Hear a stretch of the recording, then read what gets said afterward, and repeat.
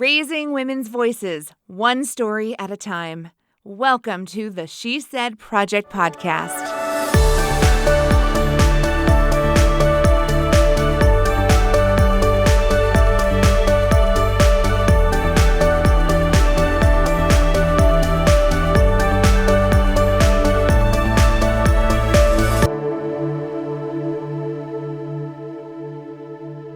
We are back one more time. Thank you for joining us on the She Said Project podcast. I'm your host, Jenette Jerzik, National Director of the She Said Project. Kerry Rosso. Immature co-founder. That is correct. All the things. You keep it light, though. I keep you around. But seriously, you are such a gift because you help me remember not to take things too seriously. When you're hanging out with amazing women all the time, it's so inspiring, but sometimes you just got to remember to keep it funny. That's right. That's why we're a good team, because you remind me everything doesn't have to be funny, and I can remind you everything doesn't have to be serious. So we're a well-matched team. We keep it balanced. It's true. It's true. So we love getting together, reconnecting with each other, but also reconnecting with the women who have appeared on stage in a That's What She Said performance. The show started 2013 in Champaign, Illinois. We've now expanded. You can find That's What She Said on stage in cities like Bloomington, Illinois and Peoria, Illinois. And I'm really excited to say our first production outside of Illinois was in the gorgeous, amazing city of St. Louis, produced and directed by a friend of yours, Kerry. Absolutely. Jenny Miller Pratt. Everything about that was such a special night for me because my husband's from St. Louis, and so I love St. Louis, and I have so many great memories there. And then to have Jenny Miller Pratt, who I adore. I know from college we were on the same basketball team in the same sorority. She was my big, all the things, an amazing person. So that night, being able to see this show and the stories translate to a city that I love so much, put on by a woman I love so much, to be able to sit in the front row and watch it play out, it was a pretty amazing night. And this is a new experience for me and you in some ways that the wonderful, amazing woman we're about to chat with, she went through her story development process with our amazing friend Jenny and not with one of us. This was one of the first times I just sat back and watched the show, and I am getting to know these women from a whole new perspective. It's fresh and it's interesting and it's exciting, and I'm just going to bring her on here because I can't wait to get to know her better. Let's go. Our guest today appeared in the very first That's What She Said on stage in St. Louis. Rhoda, are you with us? I am. Oh my gosh. Thank you so much for making time for us, Ms. Rhoda Banks. Is that right? It is. Rhoda Banks. How do you know Jenny Miller Pratt? I am so curious. So I actually met Jenny through another individual when I spoke at Incarnate Word All-Girls School here in St. Louis. They were having a Women's Empowerment Day for the ladies who were seniors and juniors, and I was asked to speak. And this individual asked me afterwards if I would be interested to meet Jenny, as she was looking for women who were willing to share their story in a production. I didn't know what it was, and I often don't when I say yes to these engagements, because I love to explore, and you just never know what's behind door number 1 or 2. So I often say yes, and I said yes, and that's how I met Jenny. Thank you for saying yes, because now you're in the She Said sisterhood forever. We got our claws on you. We have you now. Well, and we often talk about saying yes, and so that really kind of gave me goosebumps hearing you say that you said yes before you knew what was behind door number 1. And we are so grateful because, wow, what a story you told. Thank you.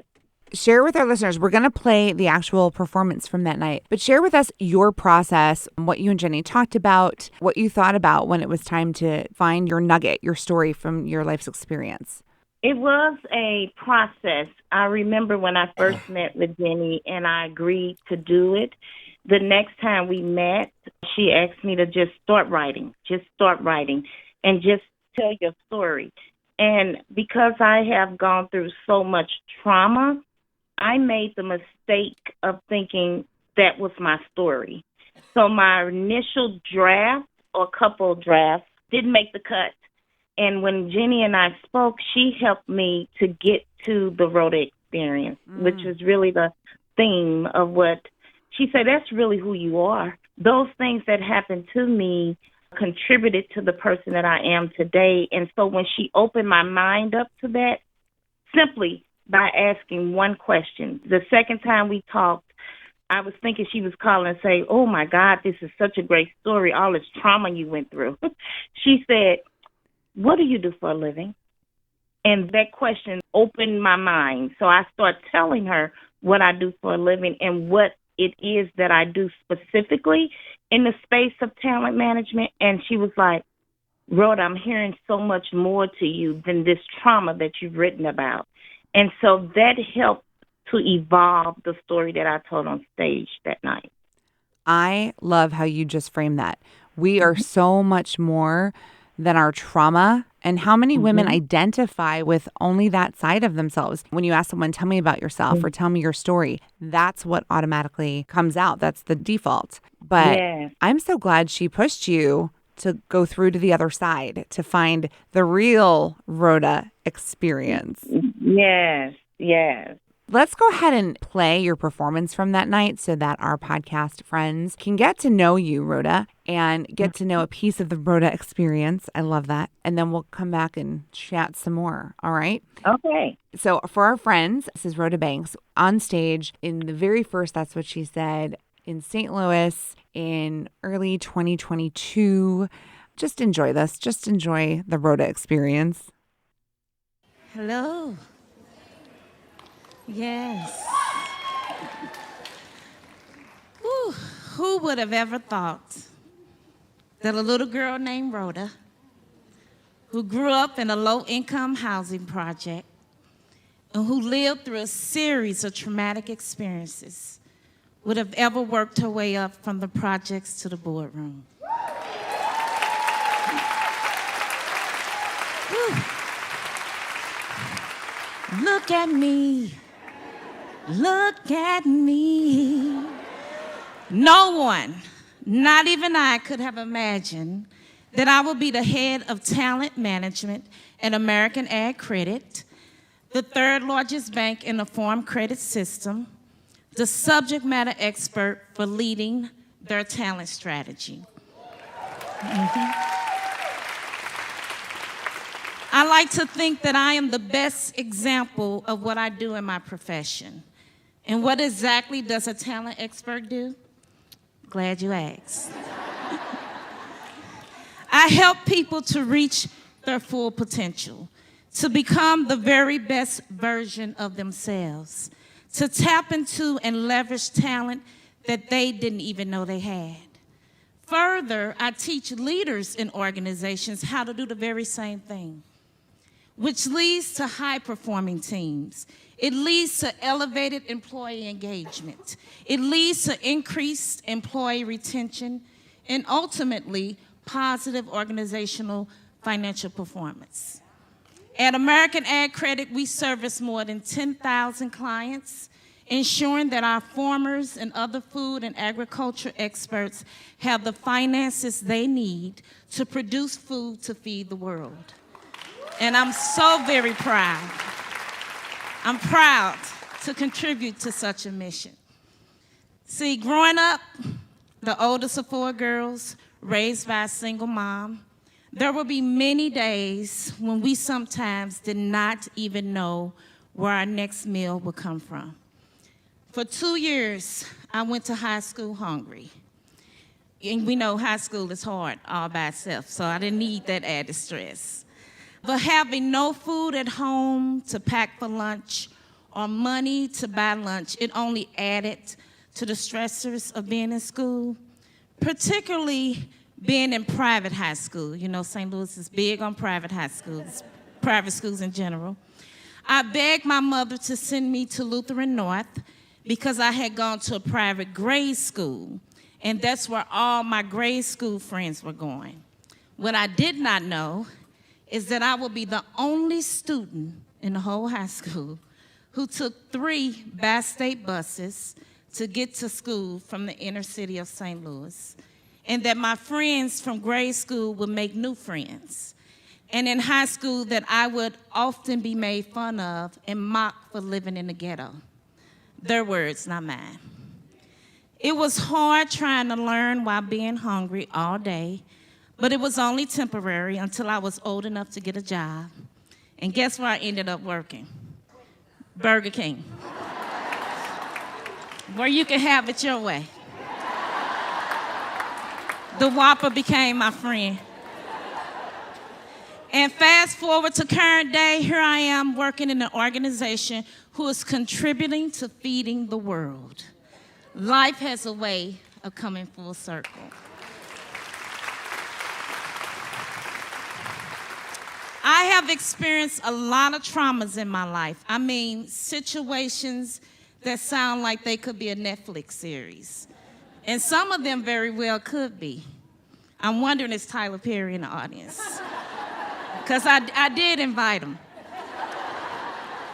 These situations that I've experienced, they're events that lead post-traumatic stress, events that have the potential to leave many emotional scars, events that sometimes are very hard to even think about.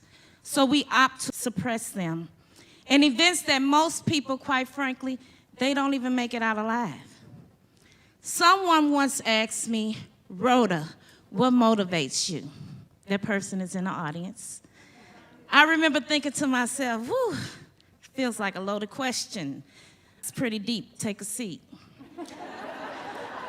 The truth is, it was a combination of not wanting to ever have to go back and live in the projects in an environment where one had to dodge bullets, witness murders, watch my mom being beat by my then stepfather, being made fun of for living where I did, being called ugly, and carrying the load of feeling like I had to provide for my mother and 3 little sisters.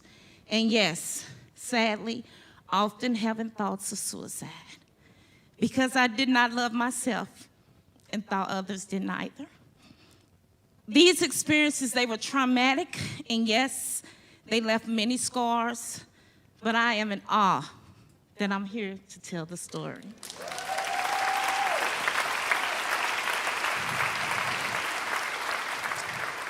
The short answer to that question, Rhoda, what motivates you, is this: survival. That's it. At the time that question was posed to me, my main motivation was to survive. And because of that deep desire to survive, I refused to let trauma win. Speaking of winning, I have a reputation for not only wanting to see others win, but helping them to do so. My intentions show up in how I lead, how I mentor, how I support, how I encourage, and how I coach others. I once led a training department at a large healthcare organization here in St. Louis with a team of 35 individuals, and within 5 years, I had promoted 22 of them to higher positions, and many of them have gone on to be very successful, and some are in the audience tonight.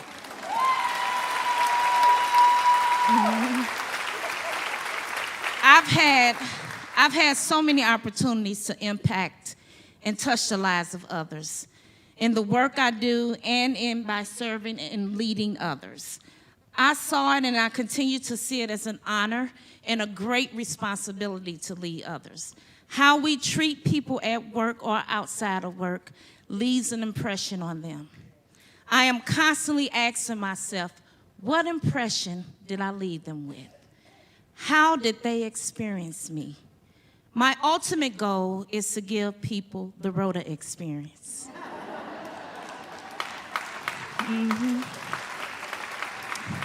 The Rhoda Experience. I bet you all are wondering, what's that?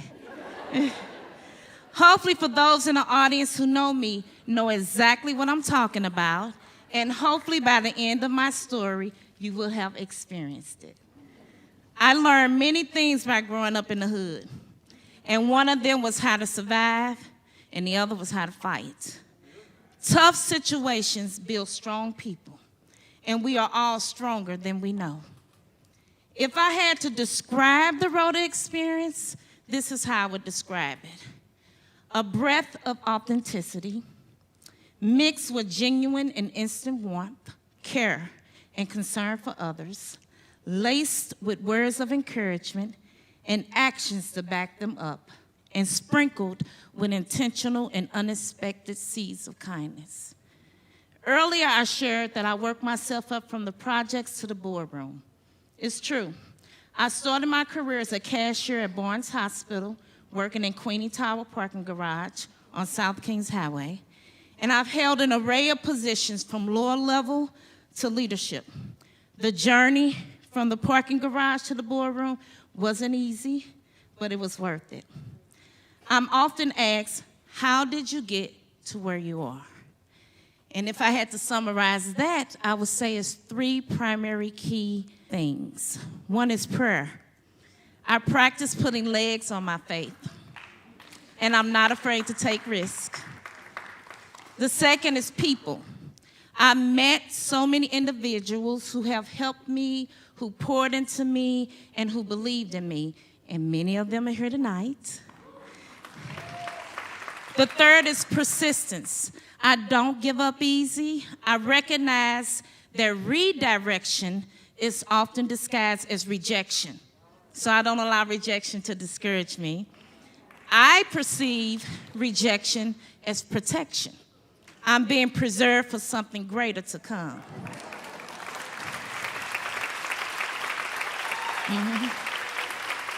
The bottom line is, I believed what those people who encouraged me said and what they said about me, and eventually I started to believe in myself. I believe that trauma that I've experienced in life, it prepared me for life's journey. And that's what my story's about, the journey. I guess having made it through a toxemia pregnancy, one that nearly killed me and my unborn son, taught me that nothing is impossible. There was a 50-50 chance that my son would live. There was a high probability that I would need to go on dialysis, and I was temporarily blind for 3 months due to elevated blood pressure from the toxemia. Fortunately, my eyesight returned, my son lived, and I escaped having to have dialysis. Praise God. Remember, I started with, who would have ever thought that a little girl named Rhoda, who grew up in a low-income housing project, would have worked her way up from the projects to the boardroom? I've seen so much. I've been in so many uncommon situations. I've witnessed a murder. I've been hit by a car. I've witnessed my mother in an abusive relationship, and just a multitude of other traumatic experiences. However, as I stated, I refuse to let trauma win. Those things that happened to me was just that. They happened to me, but they do not define me. Thank you. Yes. While the things I've experienced in life were not positive, they did lead to positive outcomes. Therefore, my journey is one of positivity, one of turning trauma into triumph. The truth of the matter is this: we all have a story. We've all dealt with and or experienced some form of trauma, and we do not have to allow our trauma to take the front seat, to win, and we definitely don't have to allow it to define us. We can let our past make us better, not bitter. Repeat. We can let our past make us better, not bitter. Yes. I love inspirational quotes, and one that resonates with my story is this: difficult roads often lead to beautiful destinations. Without those difficulties, I wouldn't be here today sharing with each of you. So I want to encourage you all to do the same. Let your past make you better, not bitter. Remember that tough situations build strong people, and that you owe it to yourself to become everything you've ever dreamed of being. Thank you all for listening to my story, and guess what? By doing so, you've each now are a part of it. Thank you.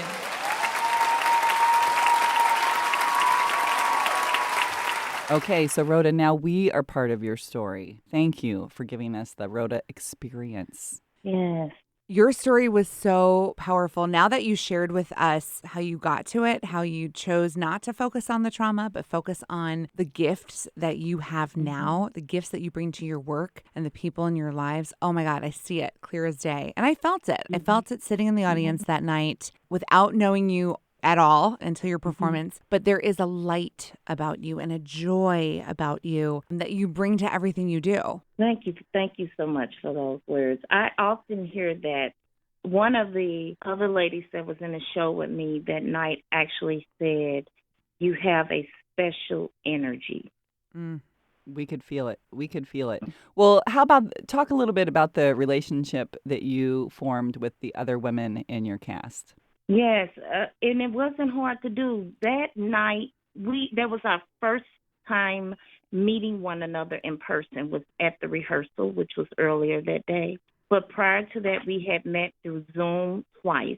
Once to get to know one another, there were breakout sessions, and then we didn't get to know all of each other in that session because we had breakouts, so we were paired up.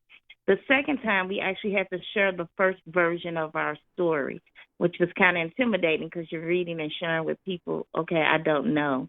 And then when we met in person, it was like we had known each other already.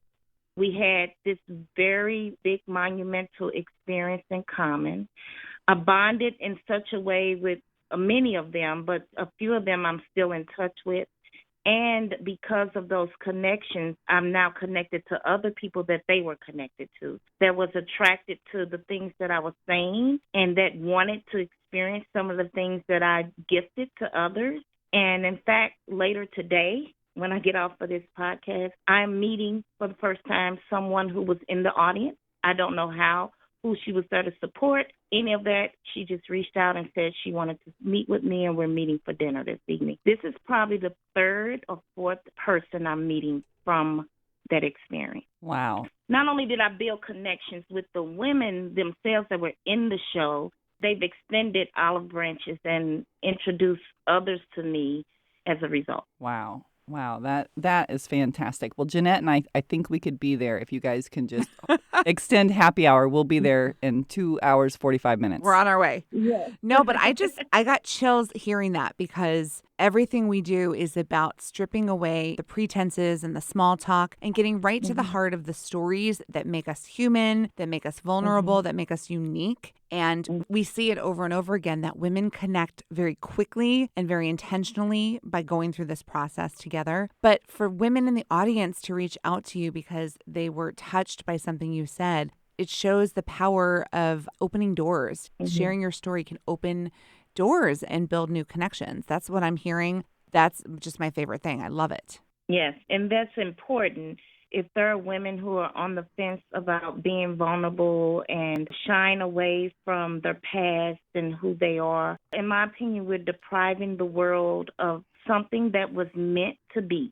We all have a unique reason for being here, unique gifts to share with others, and you sharing with someone or with a group of individuals could be a breaking point or a tipping point to save them from something or to help them get out of a dark place. And that's how I go at it, and that's why I often say yes to things, because it may lead to bringing someone up, helping someone out. I've been in those dark places myself, and you just needed one word or someone to show interest or someone to open up, and I'll be like, oh, they feel the way I feel. They experience something similar to me. Sometimes that's all it takes. But when we're not willing to be vulnerable, open, and sharing, then we are limiting our gifts and our uniqueness and reason for being. I feel like the Rhoda experience just keeps going and going. I know. Like, Everything you say, I look like a bobblehead. I'm just nodding and nodding, and I'm like, amen and amen after everything you say. Yeah. because you shared all the vulnerable parts of you growing up in the projects, having food insecurity, caring for your brothers and sisters, your mom. You had to choose to be the bright, positive person that you are today.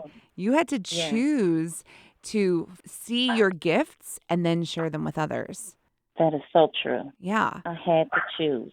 And you it was did. Definitely a deliberate choice. Yes.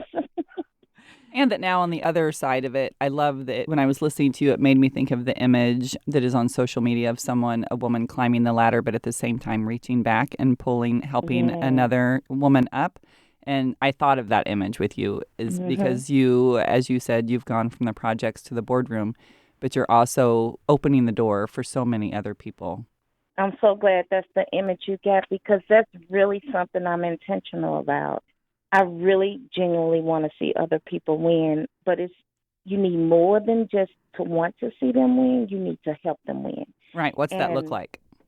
Yes, that looks like me being willing to go meet with strangers and sit across the table with them and listen to their whatever they want to share with me and offer advice and words of wisdom. It looks like me being a resource for people and looking at their resumes and giving them feedback. It looks like me being that coach for them as they go through the interview process. At times, it looks like me saying, hey, I have an opening over here, or I know of an opportunity. Hey, it may be, you know what, your story's so powerful, you might want to consider applying for or being part of the That's What She Said project, because your story can reach others. So it looks like me encouraging others, pulling them along. And in fact, I've had employees who've worked on my team tell me, you want to be careful what you suggest to Rhoda, because you're going to end up being the project leader for it. So I'd like to push people out of their comfort zone, because out of the comfort zone is where the learning and growth and development happens. So that's what it looks like in a practical sense. I'm envisioning that social media meme, the image you're talking about. I want to recreate it with Rhoda. Yes. On the ladder, looking back, reaching back, and that's like the cover of the She Said calendar or something. Yep. Like I want to recreate it. I can see it because it's so true. You just have a spirit of giving and helping and empowering others that's contagious.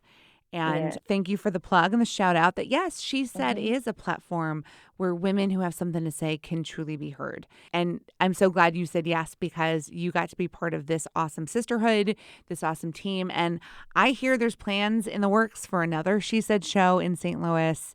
And I think you guys are doing amazing things there to uplift the women of St. Louis. We'll be there. I'll be there, front and center. Yes. Thank you, Rhoda. Thank you for saying yes, but thank you for everything you're doing in your community. Thank you so much. Thank you. Thank you all for having the vision, executing the vision, and pushing it forward to be on a broader scale so that others can be blessed by it and be made aware of it and be part of it. Yes. It's phenomenal.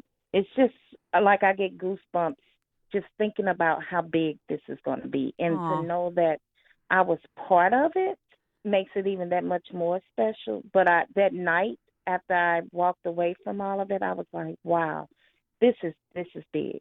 So kudos to you both for the work you're doing. Well, I feel like this mutual admiration society. I feel like I've been part of the Rhoda Experience.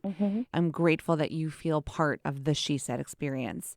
And so by resharing your story here on the podcast, we can encourage even more women out there who need a little bit of Rhoda to keep them going and keep them inspired. So thanks for joining us so much today. We love to come back each and every week to check in with one of our amazing She Said ladies here on the She Said Project podcast. Thank you. Over and out. Thank you for listening to the She Said Project podcast in partnership with Illinois Public Media. All materials contained in the podcast are the exclusive property of the She Said Project and That's What She Said, LLC. For more information on our live shows, go to shesaidproject.com. This podcast was made possible with support from Carl and Health Alliance and presented by Sterling Wealth Management, empowering women to live their best lives.